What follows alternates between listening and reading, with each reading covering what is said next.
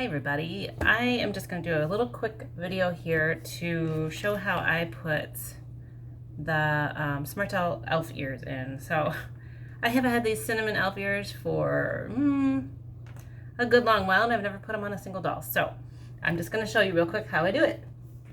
Take the wig off, take this beautiful head off. She's new to me. I know I did a video the other day just revealing her, but I think that she deserves some elf ears. So, head cap off. Inside there's my little note reminding me of her name, which I just picked her name, and it is Eris, which means something, like flowers or something. Okay, so I have 4 little magnets here, some putty, and then those elf ears. And what I'm gonna do is separate my little magnets, right? Keep them apart from each other so they don't come snapping together. And what I like to do is use a little bit of putty. This is probably, I don't know, a little bit of putty. And what I'll do is first I'll set one inside some putty like that, right? Just squish it in there. And then you can see the eyes are set in there. I'm gonna put the putty in like the head by the ear, right? So kind of just stick it in there. Make sure it's stuck. And the great thing about putty and magnets is you can't really see it. It's not damaging the head at all, but it is in there. There it is, right there, right? Right there. And then if I need to squish it around a little bit, I can. So first we have to make sure we have the polarity correct. So there you can see it's sticking to her ear just fine. And what I'm gonna do then is a little bit of putty. It's tricky with the ears because obviously they don't really have indentations for putty. They have indentations for the SmartDoll ear, but I just use a very tiny little bit. Hopefully not too much so that you don't really see it when you squish it onto the head. Do I have the right side here? No, I need the other side. Technically the left side. I'm gonna just squish the putty right into that little indentation there. Kind of mold it to the shape of the ear, like so. There you go. See? And then my magnet is correctly polarized. And I'm just gonna kind of like, I think I'm actually gonna move this just a little bit so that it's more centered, but actually that's pretty nicely set onto the side of the head. So then I'm going to just kind of squish my ear right over it.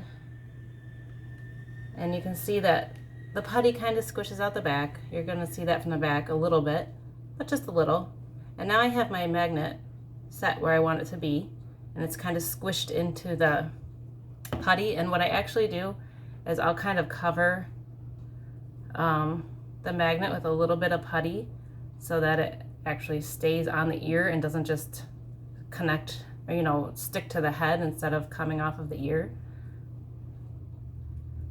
So now the magnet is kind of covered a little bit, and you still get that polarity. Like I haven't squished it onto the head, but you can see it's connecting magnetically, right? So then you kind of just squish it again, and you can do it as flush to the face as you can get. Yes, there will be a little bit of putty seen from the back there, but from the front, it's not really too bad, right? And then once you tuck this little hook under the wig, it's gonna look pretty good. So it's pretty set. It's not going anywhere, right?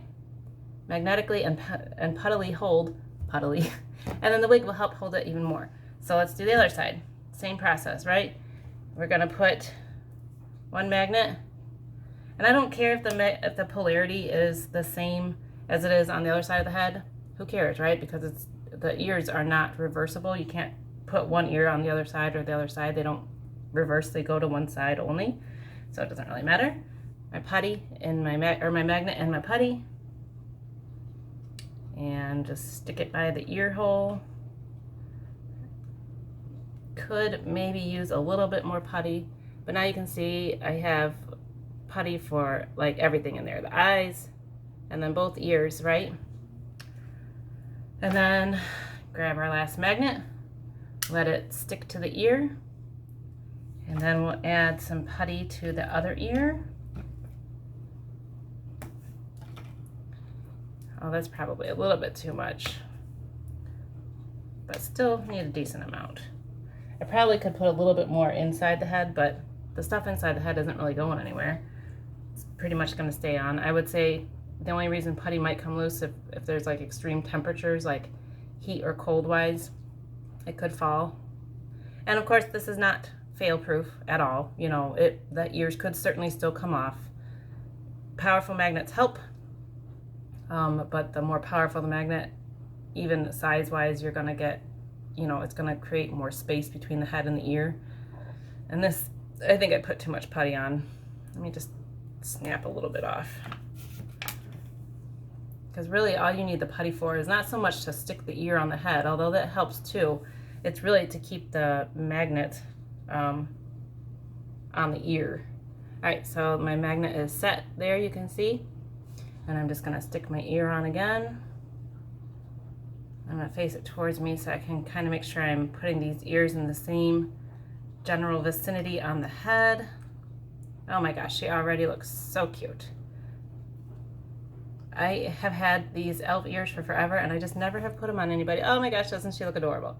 All right, so from the front, it looks pretty decent. You got the hooks ready to be placed underneath the wig. The putty is all set inside of the head. And then you can see putty at the back. If you don't like that, this may not be an option for you, but this is definitely the most secure way that I have found to put these ears on, and it does not bother me one bit to have a little bit of putty hidden behind the ears. So let me put her head cap on with her little note reminding me who she is. Reminding herself who she is, I don't know. And I don't know, which way do you guys find it easiest to put your heads on? With the wigs on first, or do you do the head onto the body and then you put the wigs on? Oh my gosh, she's adorable. Ah, she's so cute. Okay, so there she is. Ears are secured with putty and magnets, and then again the hooks are going to go underneath the wig, so it'll be the last little way to keep it as secure as possible. But I have to face her towards me to put this wig on, so. But you all know how to put wigs on, so that's not hard. And then when you are settling it, you just make sure that the edge of the wig goes over those hooks. And then that'll be the last step to make sure that these ears are as secure as possible. And then you kind of just adjust your wig how you like.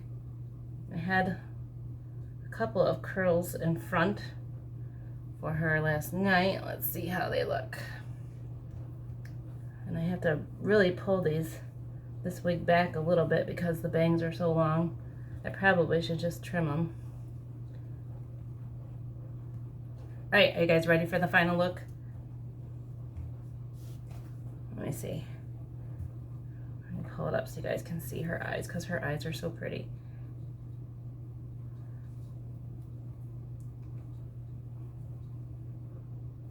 Now I do like putting a little bit of hair in front so that you can't see the edge of the ears, but you still can. You can kind of see it there. You know, even if you didn't, it still looks pretty decent, I think. I think she's pretty adorable either way. So there you go. That's one way that I like to do the ears with magnets. I don't know if anybody else does it that way, but I find that that's the most secure way. And if they do happen to fall off, it's just easy as stick them back on, finding the magnetic to click it, and then kind of pushing the putty in. So thank you guys for watching. Let me know if this is helpful or what you do with your elf ears to make them stick. Have a great day, everybody.